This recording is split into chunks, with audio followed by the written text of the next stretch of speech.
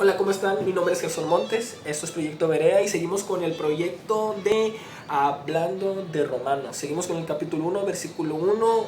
Vamos a darle lectura y de ahí vamos a tomar un concepto que nos va a llevar a otro concepto para entender más qué es el Evangelio.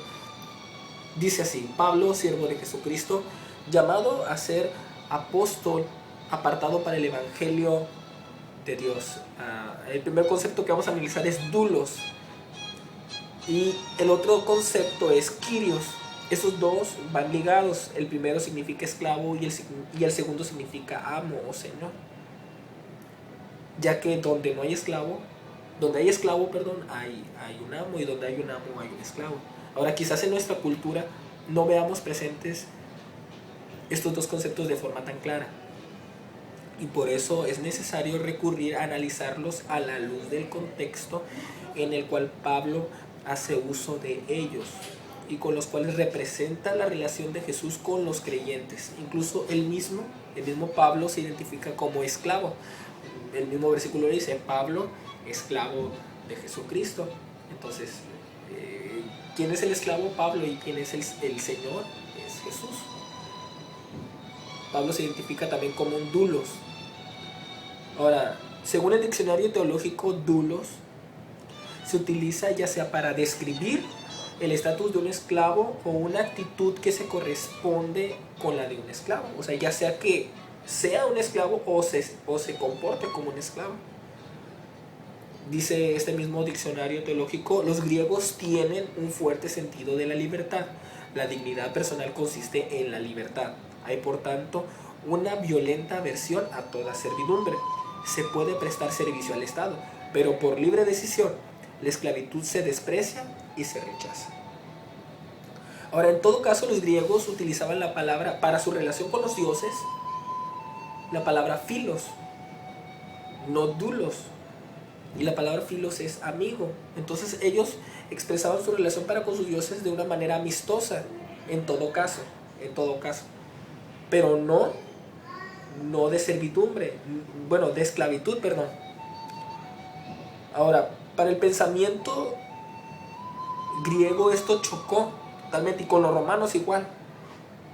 Entonces, doulos, como hemos estado viendo, es una palabra que tiene que ver con la esclavitud, que denota un servicio obligatorio.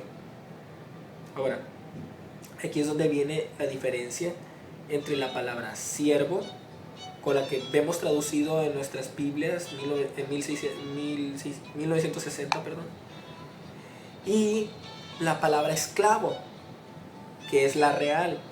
Y es que a diferencia de otras palabras, doulos enfatiza su dependencia respecto a su señor. John MacArthur explica esta diferencia entre siervo y esclavo. Aunque es cierto que las obligaciones de esclavo y sirviente podrían solaparse en algún grado, hay una distinción crucial entre las dos.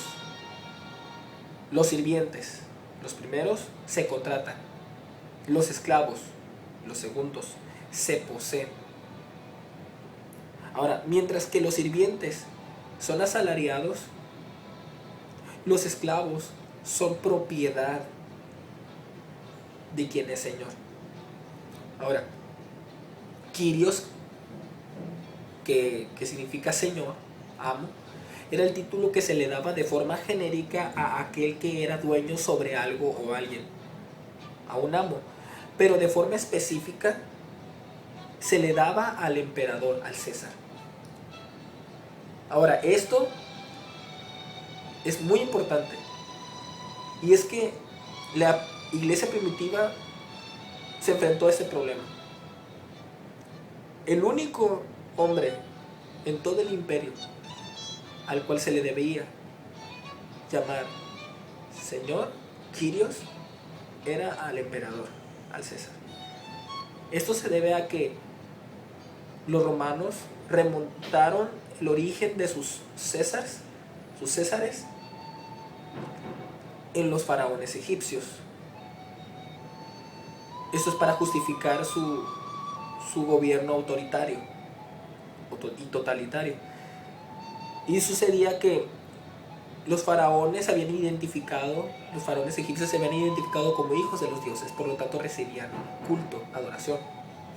De allí que muchos de ellos cuando morían se les hacían grandes pirámides y otras cosas, y se les deificaba. Algo parecido como ahora la canonización de santos en Roma, que una persona se le considera santa y cuando muere se le canoniza y entonces ya las personas le rinden culto y todo eso, pero algo parecido. Entonces, por lo tanto, César se le consideraba un hijo de los dioses y por lo tanto un dios, y se le rendía tributo y adoración, y a él se le llamaba Señor, a César, solamente a César, al César en turno, al emperador en turno.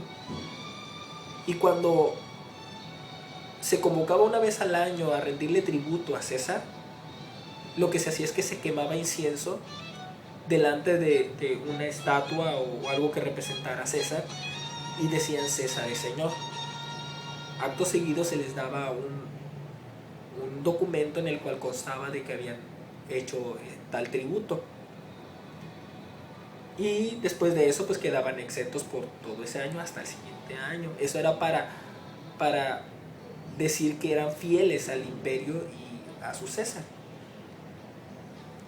Esto buscaba la unificación de todo el imperio bajo una misma adoración.